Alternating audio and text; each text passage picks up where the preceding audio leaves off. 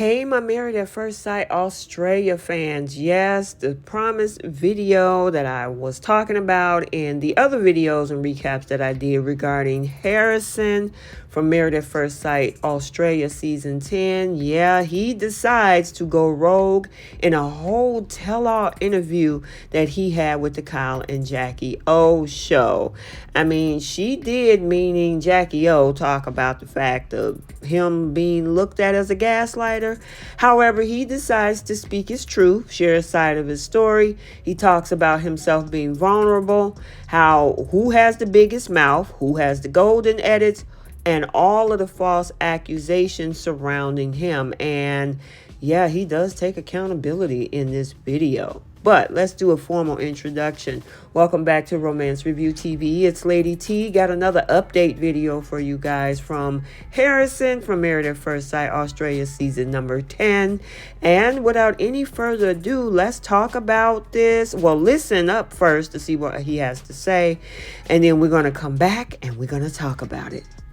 And you're joining us this morning in studio. Morning. How are we, guys? Good. How are you? Months ago, before this even came on television, I ran into you on the street and you were saying, "Oh, mate, I might look like the villain on this because I'm being honest. I'm not putting up with any shit, and I'm just being me." And I was like, "How could you be a villain? You seem like a top bloke." How did you know you were going to be a villain then, if it hadn't aired yet? That's good. That's a good question. I think pretty much all of the cast at one point or another were like, "Yeah, you're the villain this year, dude." I think you can always tell when you're in the commitment ceremony who the experts gang up on as to whether you're going to be painted as a villain or not, don't you reckon? How experts are these guys, Jackie? That you've got to ask, what do they know? What's their relationships like? I'd like to know. I don't know what their relationships are. Are any of them even like with anyone? They don't look like they're with anyone. anyone. Actually, did you guys watch the last commitment ceremony? Yeah. That felt more like a railroading than it did a couples therapy. Is that the one session. where Jesse left and you got the blame for it? Yeah. I felt like that was unfair. Hey, can I ask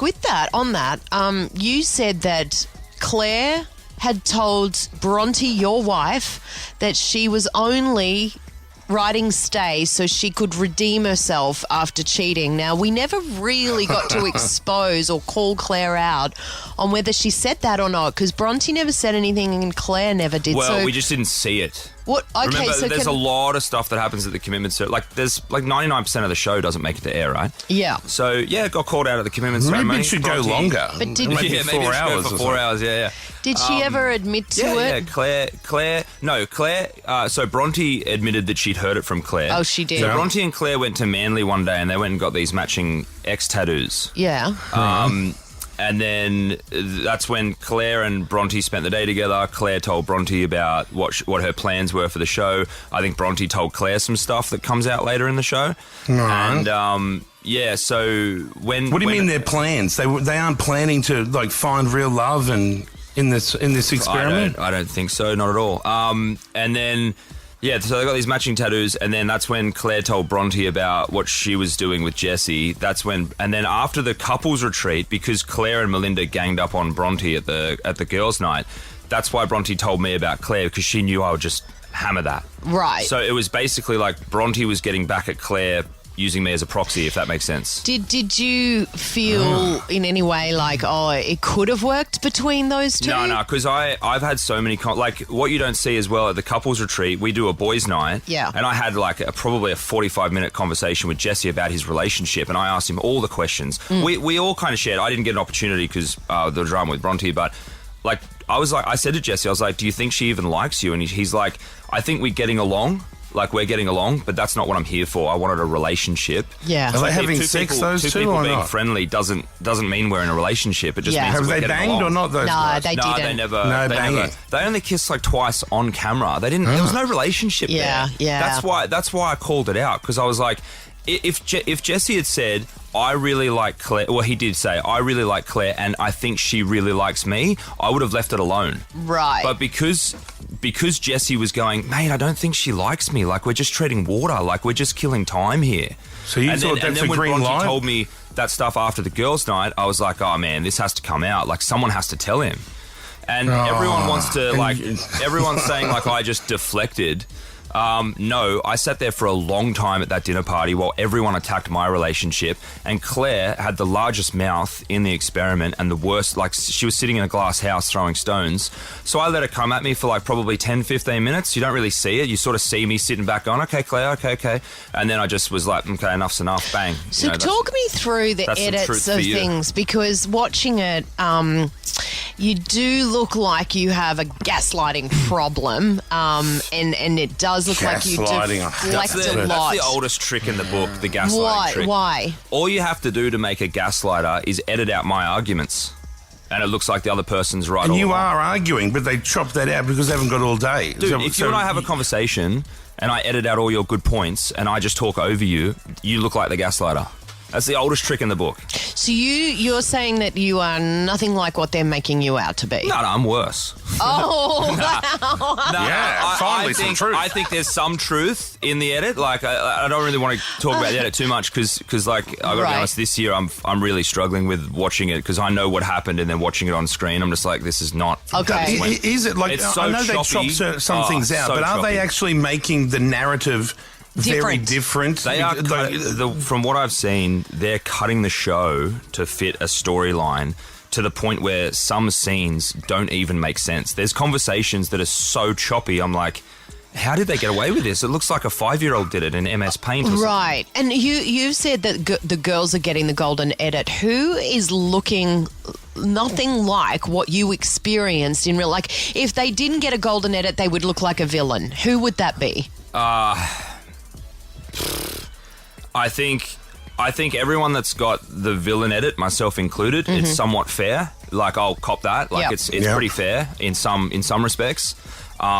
People that are getting a good, like, being portrayed as these, like, for example, Claire. Like, I've got nothing against Claire. I'll just say that. Claire, I feel. I think you like her. I like most of the people I went in there with are fine. Like, I got no hard feelings towards them. But like Claire being portrayed as this like super sweet kind of victim of the whole thing, that's so far removed from... No one thought Claire was a victim. Do you think that the producer somewhere has decided, I don't like that Harrison, let's just make him look like an arsehole? Let's make her look like an... There is that a actually happens? Somewhere that said that. I know for a fact, but... Yeah, look, you just got to roll with the punches. I've got pretty broad shoulders, so I'm just going to cop it. Do you feel like the experts don't like you that much? Because it doesn't look like they do. I feel like, well, judging by the last commitment ceremony, like I was watching that and I was like, I was pretty vulnerable. I said, like, I don't know what the issues are in the relationship. Like, I'm sure I'm causing issues. I'm half the relationship, I'm sure. Like, I'm having an issue where I don't trust what Bronte's saying. I don't trust that she's being honest at all here. But I want feedback. I want to know what my issues are. Please, like, help me. And John goes to me, he goes... That's the issue right there. And I'm like, no shit, bro. But you don't know. If someone's asking for help and you go... That's your issue. Like, what is where's the help there, though? Exactly. So he doesn't care about your feelings? No, they were... You've got to remember that there is a storyline that they're also trying to work with. And, you know, they have people in their ear, and it's a whole thing. Are the experts watching the show we watch on TV, or are they watching all of this shit that we don't see? They watch the entire dinner parties. Do they? Yeah, from another room, and they supply commentary on that. I thought they always watched an edited down version of what we watched. No, they watch the whole thing live. I've seen them in the... if we go for a bathroom break, sometimes they go for a bathroom break at the same time, and you go, oh, hey, John. When you're pissing next to John, you both got your penises out, and the expert. That's all legit. Yeah, I had a sword fight one time. Nah. You should say to him, bro, that's nothing to be excited about. You know when you're at the commitment ceremony a few weeks back, and Bronte wasn't there because she was struggling at home with endometriosis, and you broke down in tears. Now, I never cried on the show. I want to say that blankly. You nearly never cried on the show. You got wet eye, though. Difficult to talk about. Right. Like, you could see at the last dinner party where I was having that interaction with Bronte, and I said, like, it scares the shit out of me that you're not in this. You could hear my voice kind of change, and that's me. Quiver almost. Yeah. That's me when I'm emotional. Like, I will find it hard to get my words out. Different. Like, I'm actually really upset that they made a mockery of that with like Yeah, because everyone's faces was... Bronte was on a chair crying her eyes out in a lot of pain, asking to be taken home in an ambulance. And I was there like trying to comfort her, and then I had a producer legitimately shove me into the commitment ceremony and say, no, you've got to do this. She can't go in, you've got to do this.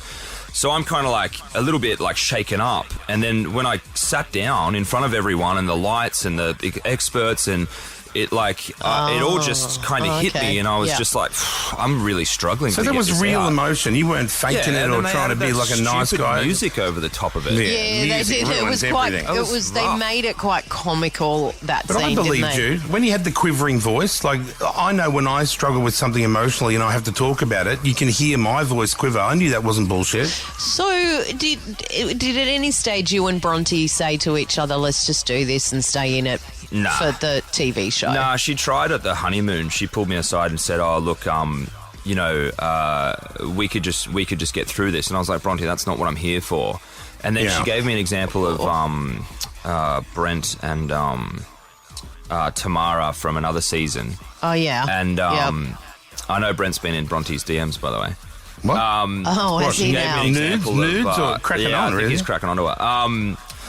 That's why he's coming so hard for me in the media. I'm like, dude, just stop trying to stay relevant.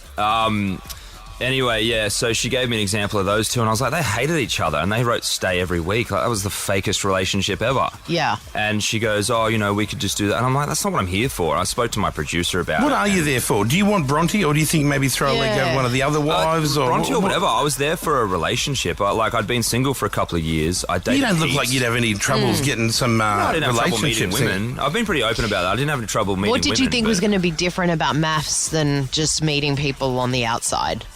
Exactly what it is. They sit you down and they say, these are your relationship issues. This is why this...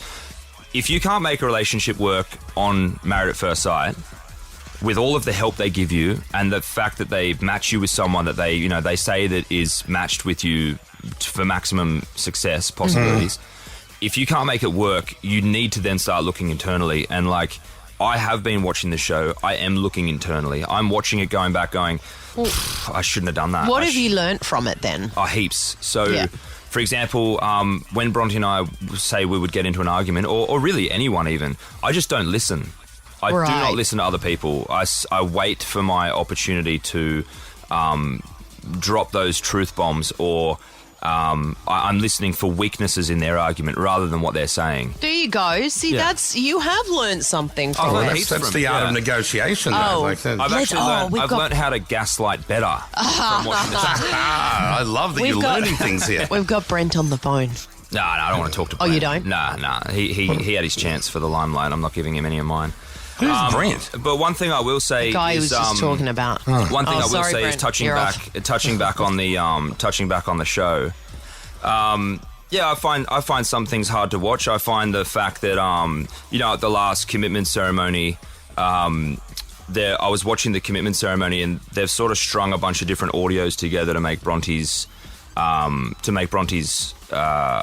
sentence make sense. Yeah. So, all right, so they're not. It's not just filming a whole sentence. do we have a they're grab of using that? bits and pieces of different Yeah, sentences. wait, Are they? what Play is the so grab what of are we about to hear? This is in the commitment ceremony. And what are you saying? That this isn't what Bronte actually said? Not even close. Okay, so we're going to hear what she said, and then you Yeah. tell us I'll what tell you actually exactly was what she said. said at the commitment. Okay, roll the tape. This is what we heard. I guess for me,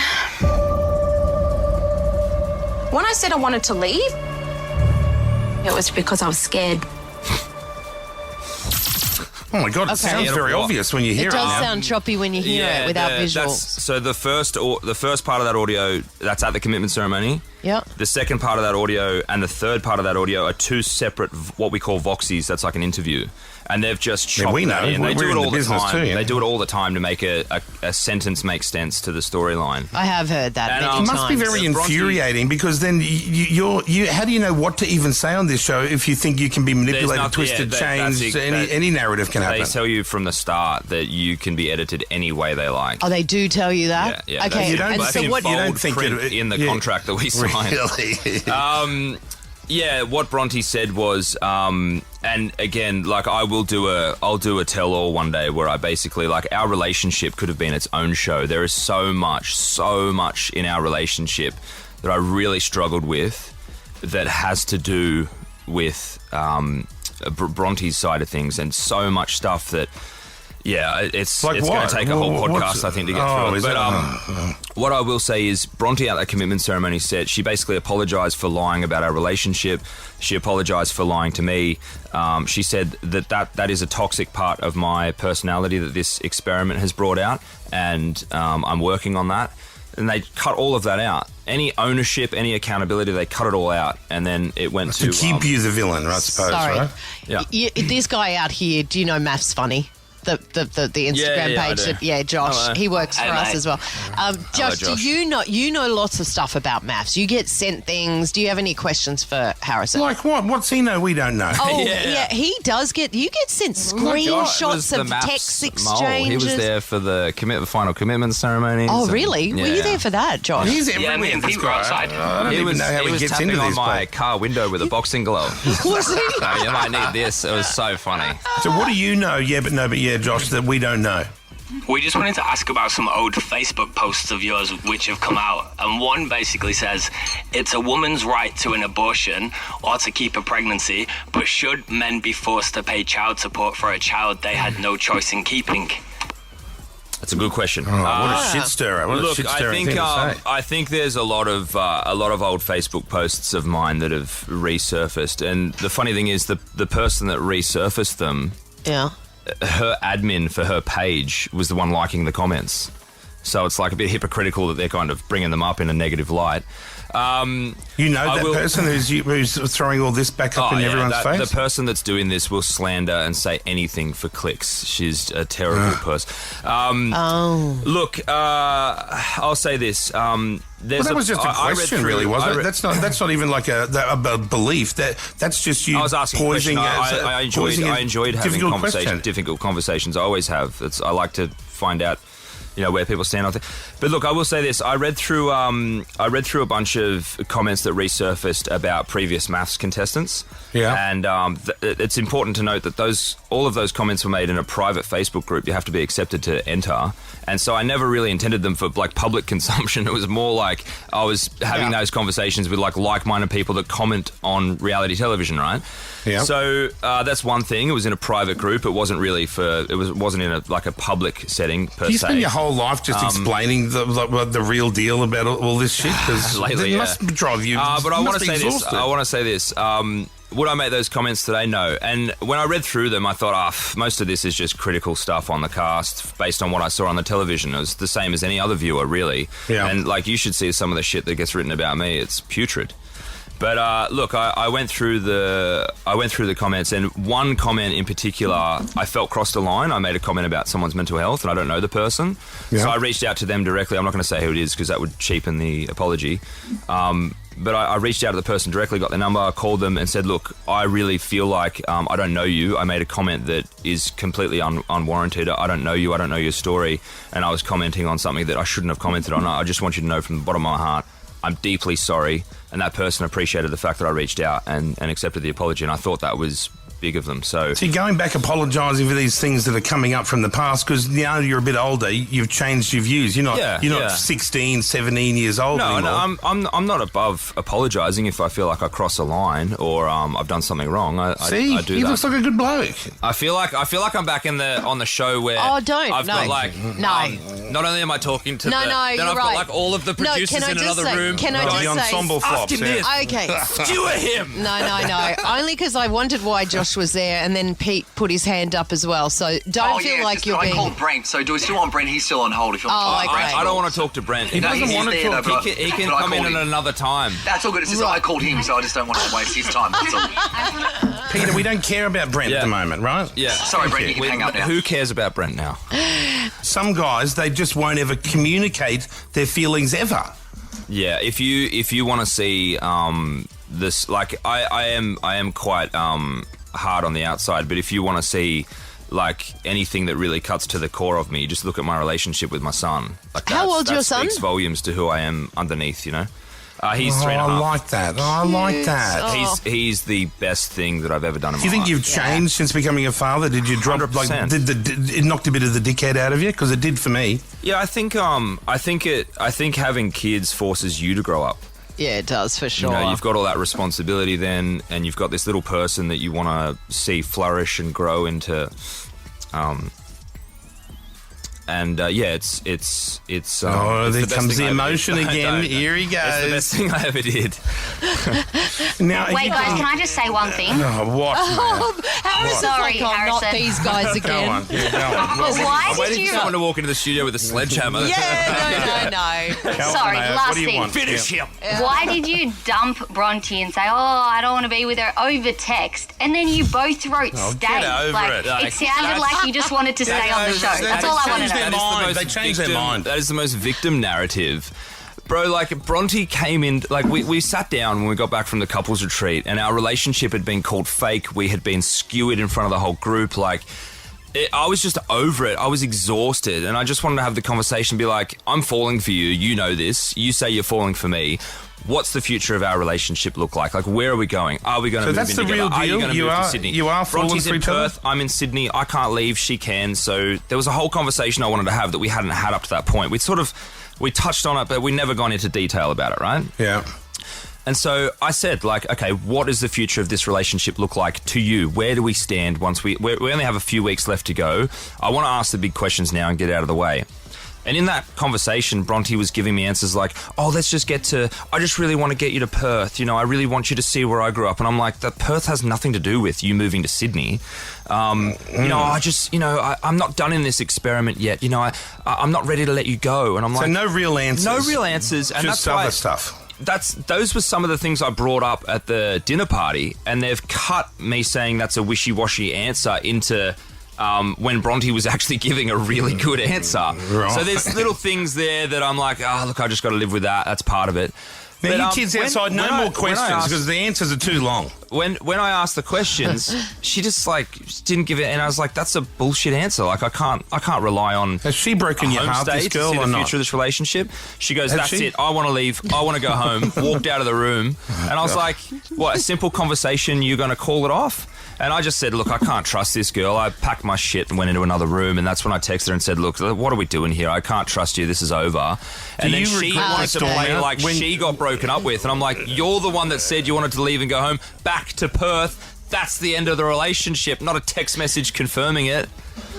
I know. Now Maths needs to be 4 hours long. I like it. What happened? I Needs just to want be. to shake the TV every time I watch the show. It must be infuriating. So Oh, frustrating. must so be. infuriating, yeah. And So oh, sorry, Colin, because I Now, know you've been listen, trying I've been desperately. I'm just asking, is you going to stay with this bitch or not? Or are you finished with her? Oh, God. Look, Bronte and I are sorting things out. Are you having sex and stuff or not? We're having pretty great sex. Yeah, You're they having great are. sex. Yeah. Well, then you're halfway there. You just Yeah. got to like her now. Well, exactly. You like her? I did, You yeah. liked her. I do at the. Oh, yeah. you did. Yeah. You did like her, but you're still having sex with her, but you don't like her. Not now. They're probably not having sex now, Kyle. No, that's Yeah, right. this was filmed how long ago? When did it end? Last year. Oh, so, you know, God. we're in a whole new You're probably year. through another 16 by now, right? How is it when you walk down the street, Harrison? Is it like positive, or do you get people yelling out anything? I have had the most positive experiences with. Yeah. I love when people come up and say hello. They want to take a photo. Here, talk to me. Like I love that. I've had the most positive experiences with people in real life. The online stuff is a It's completely a different different story. world. But I just look. The only way the online stuff hurts you is if you go looking for it. Exactly. If you stay off it, Or if you believe it, and if you believe that there's 6 comments there, they're all saying similar things. People can believe that that's what everyone thinks, and it's not Yeah. really what everyone thinks. And it must be weird going from, last year to anonymity to now you must walk down the street and everyone would be double taking. yeah, I don't get away with what I used to at the Coogee Pab. That's for sure. You've got to be a good boy now. yeah. Is that Well, your? listen, I'm sorry you've had a rough trot on this thing. 'Cause, Yeah. you predicted it. Mate, you were right. You've been through it all. I've seen you over the years. You've Yeah, I been don't the care. Centre I of don't- controversy. Yeah. Cole I hasn't don't- I had really it don't edited care. though. He can't blame editing because he's No, mostly live. Yeah, I'm usually live, and I'm You saying could it all just say, myself. the producers made me do it. Yeah. They know that I don't care about these producers. They've got no power here. So. But listen, I think owning your stuff, learning stuff. You're not going to learn everything. You don't have to change your personality, but you will learn Look, on you've this gotta- experiment. The thing about watching the show back is people are like, you do this and you do this, and I'm watching it going, bro, I know. Like, give me a chance to change. Like, you have to sometimes even watch it yourself and go, yeah, I probably won't do that again. Yeah. Why bother changing? Why don't you just find someone that likes Just you for double you? down. Find Just get someone worse. who likes No, what it's good you've to got. grow. I think you're growing from it. You've definitely seen things that you don't like about yourself, and I think that's a great thing. And I've seen things that I do like about myself. I've watched the show and gone, man, I'm like really honest. Yeah. Every time someone put a tough question to me, like at the wedding, I said, no, I wasn't just seeing this girl. Oh my God. I was seeing multiple Can girls. I ask, when this was the promo for the dinner party, so last week the promo was you throwing the bomb about Claire and knowing that was derailing Jessie and questioning the whole relationship, and in the promo it cuts to you and you've got this smirk as though you're really enjoying the fact that you've just about split them up. Did you actually smirk like that, or is that an edit? Look, I'll answer the question. Every time they cut to me looking sinister as shit, I'm not even looking in their direction. Right. I was smirking at another conversation. Oh, I see. I wanted tricks. that. Oh, why didn't you smirk at that other conversation? Because It would have been good. Evil genius. I People are think giving you me are. way too much credit here. Yeah, I kind of liked I'm it like, though. no, don't mess with me, bro. I'll throw it. No, I sort of liked the Give it a smirk. little It was smirk, good. yeah. It's powerful. It was. It's a good little technique, and there's loads of that. Like they can make something seem super disingenuous just by adding music. For sure. They can make something disingenuous seem genuine with the music. Yeah. Or they can make you look like an idiot with the goofy music they play. Doom, doom, doom, doom, doom, doom, doom. Yeah. And you're crying about endometriosis and they're playing funny music over it. It was funny. Look at you laughing at his misery. I watched it, and I was just like, "What the?" It was funny though. But that's something that kind of really pissed me off with the show was that was 100% genuine. I was showing real vulnerability and empathy for Bronte's situation. Yeah. And they were like, nah, we're not going to show that. Yeah, nah. and then people came out and go, oh, so you think you're a voice for endometriosis? I said specifically at the start, I made a point of saying, I'm not a voice for this. I didn't even know what it was until I was with Bronte. I thought it was a guy that used to be on about it, but I Heartbreak didn't know High, what it Alex was. Dimitriadis. I don't know how women's plumbing works. So yeah, when that came up, I was like, I got to deal with this. And I was so awkward, so upset for her.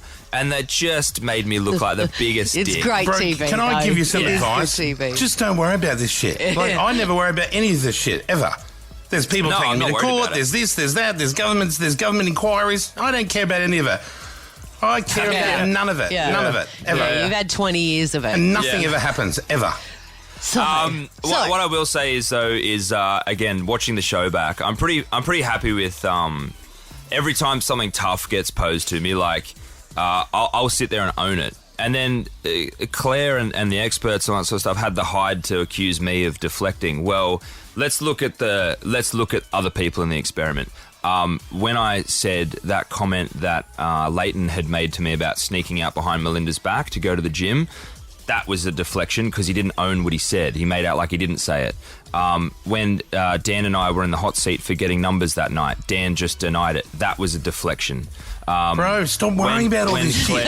No, I'm not worried about it. It's too intricate. It's too I'm not much worried detail. about it. But the thing is, it's like I'm getting accused of not owning my shit. I own my shit all the time. Tell everyone to suck your dick and just run through life not worrying about anything. Serious. No one, don't Kyle bother needs about to it. come back next year as one of the experts. It would be such a different show. I've said, don't worry about I this think it's rubbish. been mentioned before. Don't give a fuck. Yeah. Just suck his dick. Yeah. Look, I've said as soon as it all stops, the relationships are over. I would watch that show twice. Garrison, thank you if for you need coming to come in. in again, just let us know. But just I'm not don't leaving. get bogged down in the bullshit. I'm just of it going to all. sleep in my car downstairs until you guys need me again. I love this bloke. See, he's all right. This bloke, I told you he was a good bloke. It is on again Thanks, tonight Kyle. at 7:30 You're on Channel 9. welcome, Thanks man. for coming in, Harrison. So we are back, and yeah, he knew early on that he was going to be the villain. Even the cast members understood his mission per se. The conversation that Claire had with Bronte about redeeming her character, or her edit, I should say, with this whole Jesse situation, how they was hanging out getting tattoos together, and they actually brought up the conversation, and he said that there was no relationship there. Now we saw Jackie O ask about him being a gaslighter, and all of the chopped up edits, he said he actually is worse than what he portrayed, so at least he's taking some accountability. But he did say, looking back, a lot of the scenes did not make sense because of all of the chopping. Golden edit given to Claire. He said the villain edits were pretty fair. So that was pretty interesting that he actually took ownership of that. He pretty much get along with all of the cast members, which is pretty good. So, I mean, even though it seems like him and Melinda are at odds, obviously he get along with most of the cast. Production made him, with the edits, look like, again, a villain, but he said that he's rolling with it. He never cried during the whole endometriosis thing, even though his emotions was genuine. He said that it was so bad for her that she had to be, wanted to be taken in an ambulance, and they pretty much shoved him back into the whole commitment ceremony. And I was like, wow. The experts are part of the narratives. They're watching the dinner party. The storylines are told to them in their ear. That was pretty interesting as well. He also said how Brent is sliding into Bronte's DMs, which is why he's being dragged in the media. So I find that interesting. They actually had him on the phone, and of course Harrison didn't want to talk to him. He learned a lot, especially after all of it played out. And he did speak about the Frankenbiting, and what the contract has to say. I will say Married at First Sight US actually posts, we have a copy of their contracts saying that, you know, the cast could be portrayed in a negative light. So they got to be prepared for it. So that's why I usually put it out there that a lot of this stuff isn't exactly what it seems.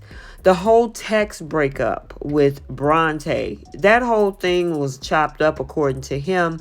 After coming out of the retreat, they had the conversation about the future. They actually said they slept together. He was falling for her. She was falling for him.